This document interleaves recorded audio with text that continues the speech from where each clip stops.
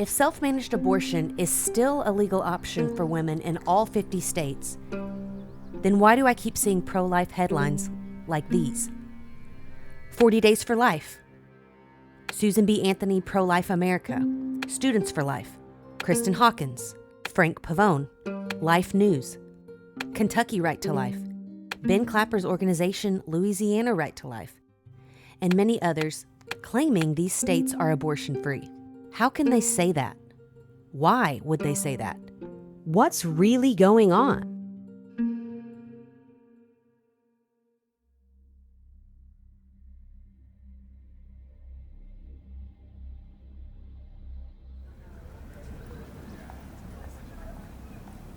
When I had heard pro-life leaders saying these states were abortion-free, I thought that meant all abortions were illegal.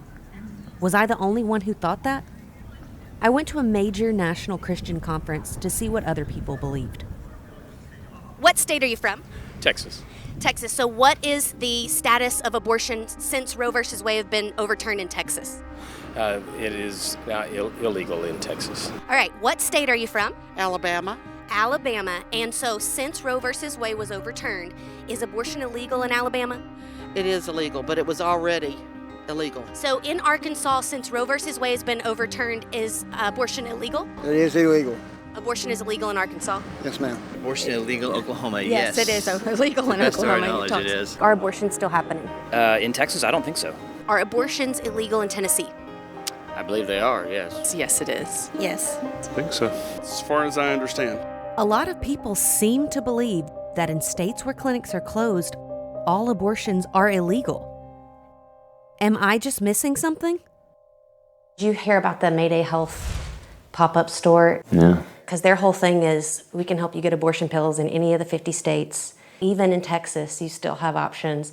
It was basically a pop-up store to tell you how easy it was, and they could help you like walk through the steps. Yeah. In Louisiana's law, that shouldn't be allowed. That's an illegal procedure that they're selling and encouraging. I just think that's what's so interesting to me is like those sales have just shot up. Right. And you see stuff like that and you go, like, that can't be right. Well, it shows you that the abortion culture is still there, right? That people are still looking for abortion. Just because the law says that abortion is illegal in the state and babies are protected legally doesn't mean that an abortion mentality in our culture has gone away. In our conversations, both Rose and Ben kept saying things like abortion pills are illegal in their states, but the laws never apply to the mother. It made me wonder what these laws actually said. I want to look into that, but first, I want to go back to something that came up during my visit with Ben that sent me down a new path. Right before we sat down to film this interview, Ben pulled me into his office to ask me some questions.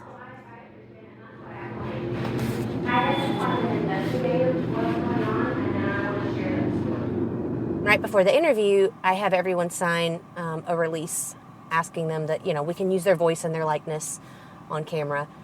And he called me into his office, and then he asked me about if this was coming from an abolitionist, I'm trying to remember how he said it, abolitionist viewpoint. I told him truthfully, I want the honest truth. This is a bit of a investigative documentary. That's what I want to find out is what's going on, what's being done. I want to tell the truth. I said, if you mean abolition as far as like ending abortion, like abolishing abortion, I think that's everyone I've talked to's goal. And he did ask, do you mean end abortion, the organization? I said, no, I mean the motivation to end abortion. And he said, he asked me about Jeff Durbin and said that he knows he was working on a documentary. I said, this has nothing to do with this. I'm not involved with Jeff Durbin. I said, I know who he is. I've seen him, like videos, him evangelize on the street. This is disorderly conduct. You're too loud. Yes, it is. No, ma'am. It is a city ordinance. Ma'am, this is disorderly conduct. You have really no position to be arguing about law when you stand for the death of children. Dude, it's legal. So is shut slavery. up. So is slavery. Oh, please. But I don't have any association with that documentary or anything like that. Why was Ben so concerned about an abolition movement? What could Jeff Durbin have to do with our interview? It sounded like Ben was opposed to what Jeff was doing. Representatives, my name is Pastor Jeff Durbin. I'm the head of End Abortion Now. We're coming once again to remind you in our community of the modern-day Holocaust that is occurring all around us. But why would a pro-life leader be against someone trying to end abortion? None of it made sense. I needed to find out more, so I contacted Jeff. Jeff is a pastor in Arizona and the head of End Abortion Now.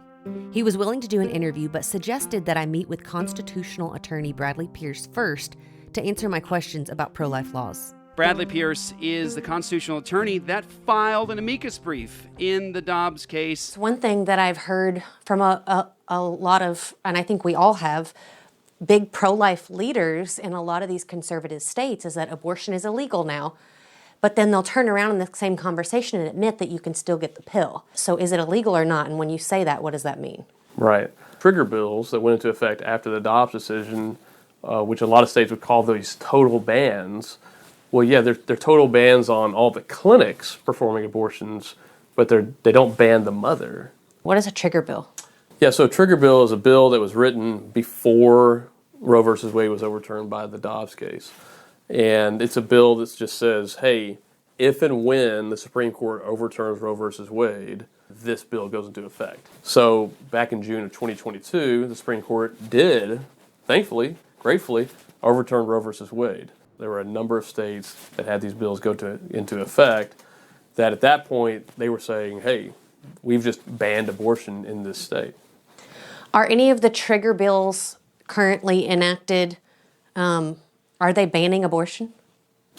They're not. Again, they're banning it for the abortion clinics like Planned Parenthood, but they're not banning it from mothers. They're just making it illegal for certain people, but then giving mothers a license to kill, right? So they're saying clinics, doctors, physicians, you can't do abortions anymore, but then they're writing into the same bill that this bill does not in any way apply to the mothers. It was recently brought to my attention a bill in Louisiana that outlawed obtaining or having the abortion pill. And then if you read down towards the bottom, there is an exception for any pregnant woman. So a pregnant woman could have or obtain or take the abortion pill.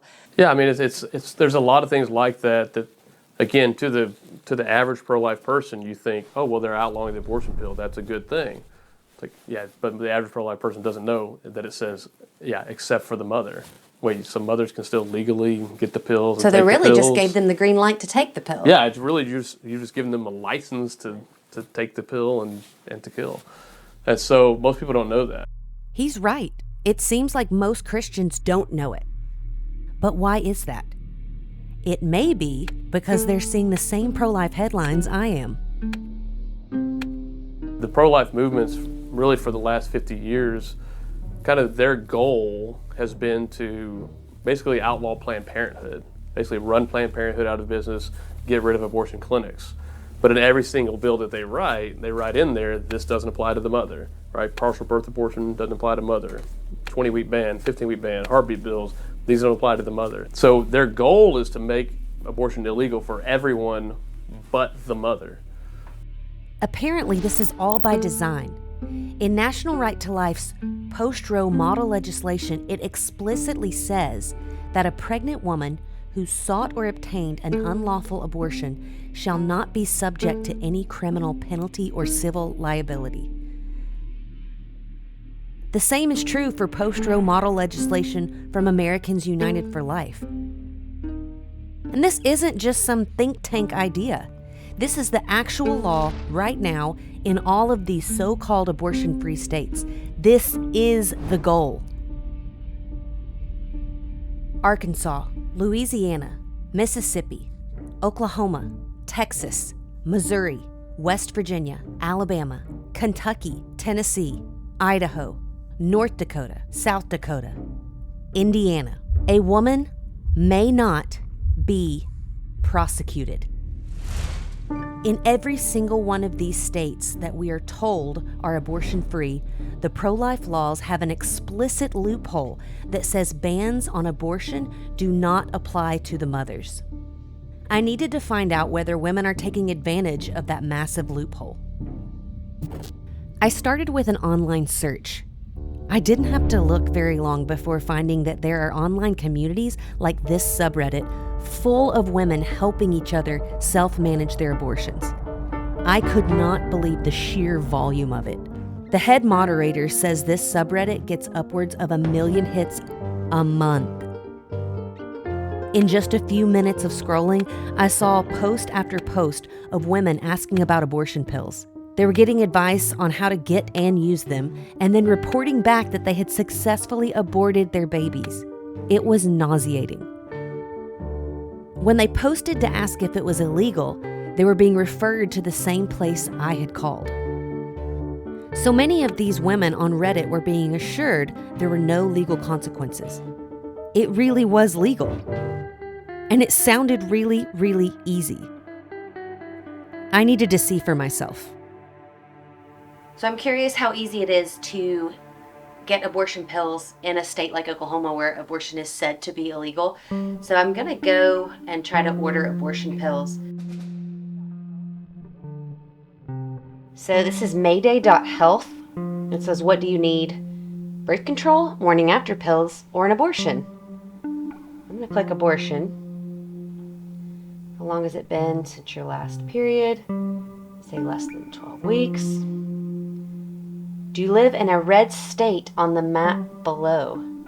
And Oklahoma, yes, looks like a red state. Okay, so here we are on aid access. I'm going to start the online consult. Are you pregnant? Yes, I need an abortion. I'm not sure, but I think I might be pregnant. No, but I would like to get pills for the future, so I'm going to say yes. So I'm 3 to 12 weeks. If your pregnancy is 12 weeks or less, you can use aid access service. Shipping time is 2 to 5 days. It's very safe to have an abortion with pills at home through 12 weeks of pregnancy as long as you follow the right instructions. So I'm going to send them a picture of my ID and the ultrasound information, and then they'll send me how to pay and ship me pills. So that did not take very long and honestly was pretty easy. Okay, this website, plancpills.org.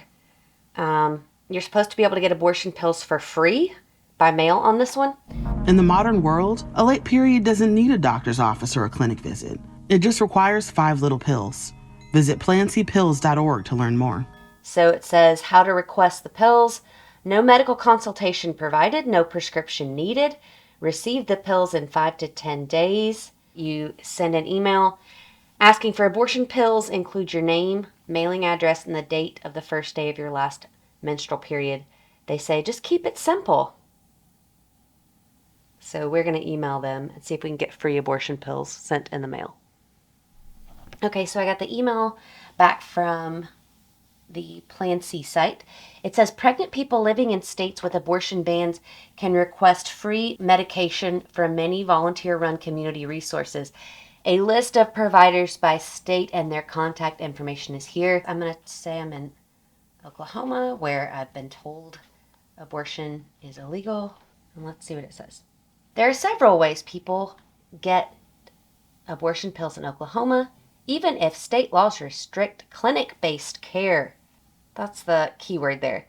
Even if state laws restrict clinic-based care. So abortion itself is not illegal. It's just the clinic-based care. So I ordered Access MA abortion pills this morning at 10:04. All I had to send was my name, address, and estimated number of weeks pregnant that I was. And these are free. They will send these free in the mail. They say it's all done by volunteer and that some are packaged into plastic baggies. It seems very sketchy. So that was it. Basically, some random volunteer is going to send me pills in a Ziploc baggie so that I can take care of my own abortion. I didn't have to pay a dime. I barely had to give any information on this one. That's unbelievable. So I got both abortion pills that I ordered in the mail. This was the Access MA one. So this one is run by volunteers. Literally somebody hand wrote my address and shipped this from their house. It got here in I think about a week, a little under a week. The email came with instructions on how to take the pills. So here you go. Mifepristone This is the mifepristone and mifepristol packets. So they come separate, and then the email instructions show you how to take them and how many to take, which is just terrifying. So right here in Oklahoma, where we are abortion free, I have 2 packets of abortion pills. Easy. Got them in about a week each. So these were the free ones. These were the $150 ones. A box of mifepristone tablets.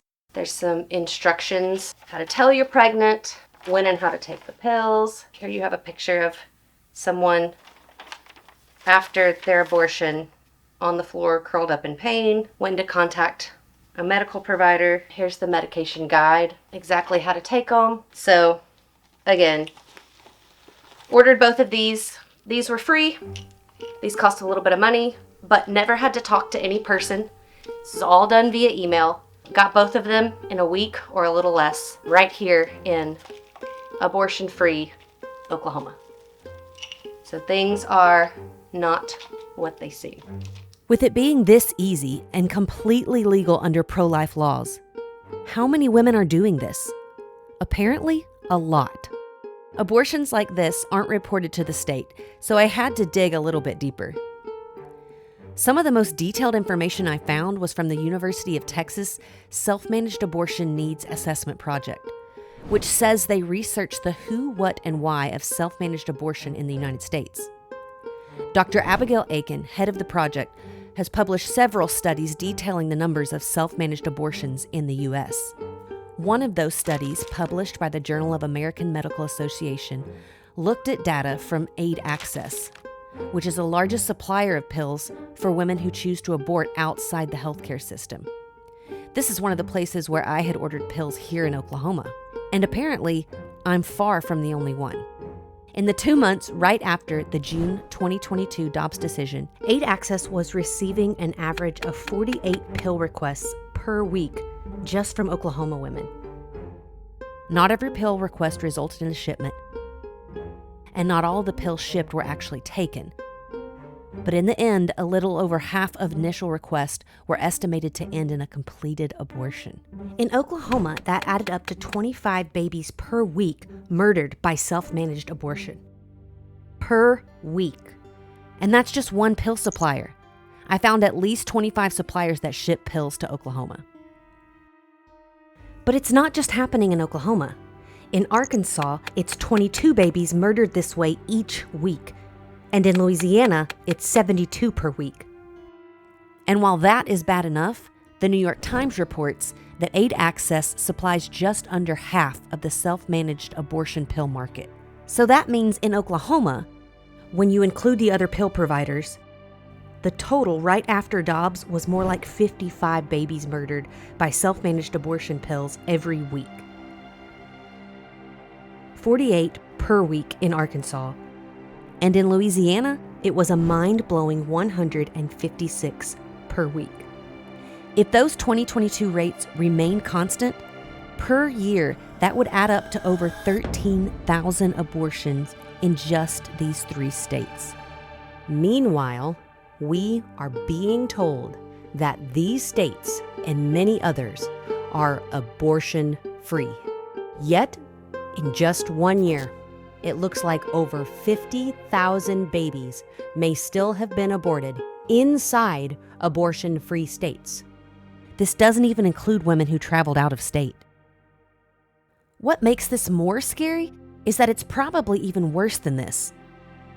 These numbers are already obsolete. A year later, Aid Access reported in July 2023 that just in the previous 3.5 weeks, they were receiving an average of 576 pill requests per day from women inside the U.S. That's an increase of more than 270% in a single year. And Aid Access indicated that 3,500 of those pills were shipped to people inside states where abortion is supposedly banned. I wanted to compare that with pre-Dobbs numbers, so I looked up reported abortion numbers for 2019, before Roe was overturned and before more restrictive laws like the Texas Heartbeat Act were in place. In 2019, there were nearly 110,000 clinic and hospital-based abortions performed inside the 14 states that are now claimed as abortion-free. But if the most recent aid access numbers remain constant, we can expect nearly 94,000 babies to die by self-managed abortions inside those same states over the next year. And remember, this doesn't even include women who traveled out of state. And so far, every report shows self-managed abortions keep increasing. I can't tell the future, but it's hard to imagine why the demand for self-managed abortion would suddenly slow down when it's cheaper and easier than ever. And when pro-life laws keep it legal for women to do. In all, it was a lot easier to find these numbers than I expected it to be. But I still had questions. For one, I've seen a couple of reports showing that the number of births may have gone up right after Dobbs, which might indicate that pro-life laws were having an effect. One of those reports was about Texas birth rates. I know a lot of people in Texas, especially since you're from Texas, hopefully you can speak to this, but they've been talking about how they know abortions have been going down because birth rates are so high. Can you speak to that, or is there any truth behind that? Yeah, so that's a study that just came out of Johns Hopkins here recently that showed that according to their research, there's the birth rate or the birth numbers in Texas were up about 9,000 above what they would expect. The problem is the pro-life lobby is claiming that Texas is abortion-free. Before the Dobbs decision, there were about 55,000 abortions in Texas every single year. The fact that the numbers have gone down by 9,000 would mean that that's still 46,000 abortions still happening of Texas babies every single year. So yes, if the number has gone down 9,000, praise God for every single baby that's been saved. But that's not abortion-free. Right. That means we still have 46,000 babies every year that were not protected. And Texas has the strongest trigger bill in the entire country. So it really, as far as the pro-life movement's goal, Texas is already there. We've achieved it. We have the strongest bill. It makes abortion, homicide for abortion clinics, and there's civil penalties and everything. It's kind of like the work here is done in Texas. But there's still 46,000 abortions happening. Right. So yeah, we can talk about, maybe there's 9,000 saved, but there's still 46,000 happening in a state that's being claimed to be abortion-free. So maybe some babies are being saved in these states, or at least there was a brief period right after Dobbs when that may have been true. But it's clearly a much smaller percentage than I'd heard. There are apparently many, many more babies still being murdered in these states. So why do I only ever hear about the few possibly being saved? When so many are still being left behind, why is the silence about them almost deafening? And sometimes it's not even just silence. Sometimes the headlines actually say abortions are down to 0 in these states, but that's obviously not true.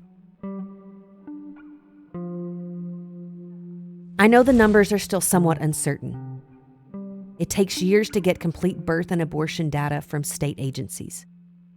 And self-managed abortions aren't even reported to the state at all. So we probably won't completely know what's going on for some time. But while there may not be enough information yet to explain everything that's happening with abortion right now, the data makes one thing very clear. These states are not abortion-free. Not even close.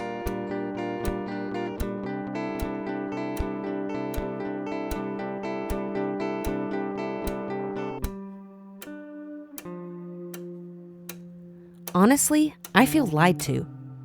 I always wanted abortion to be banned, but I thought banning abortion would look different than this. I thought we all wanted it to be abolished.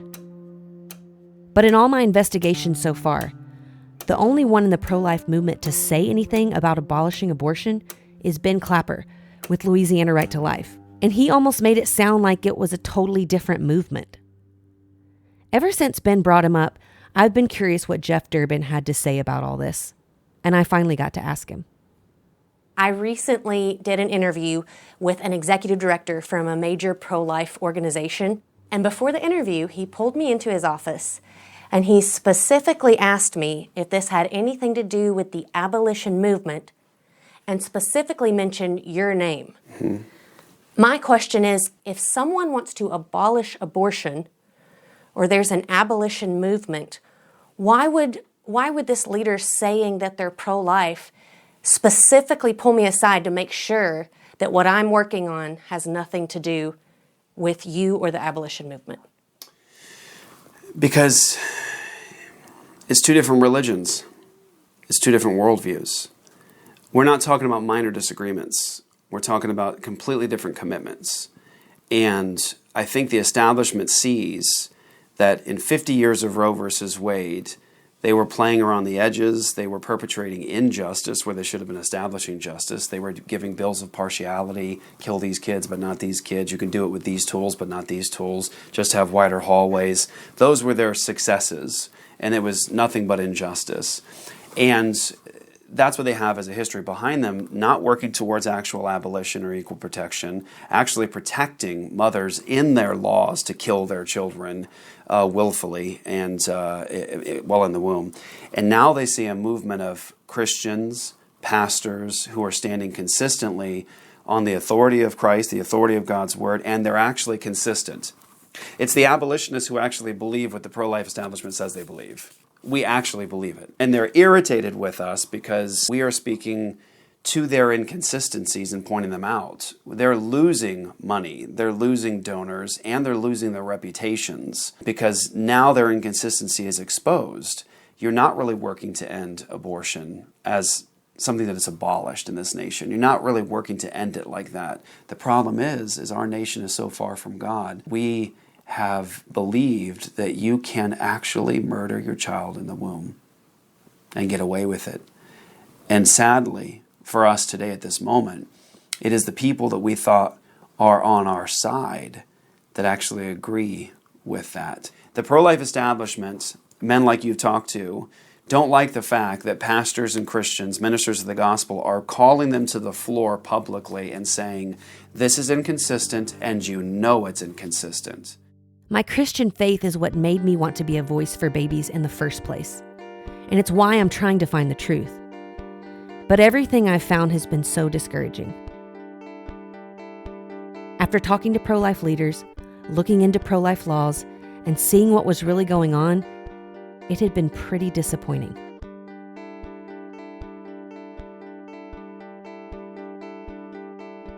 Legalizing women getting away with murder is not my idea of victory.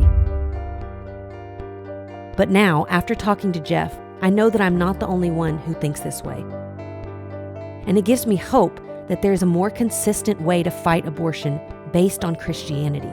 Abolitionism versus being pro-life, those are two different things. I want to know more about these abolitionists.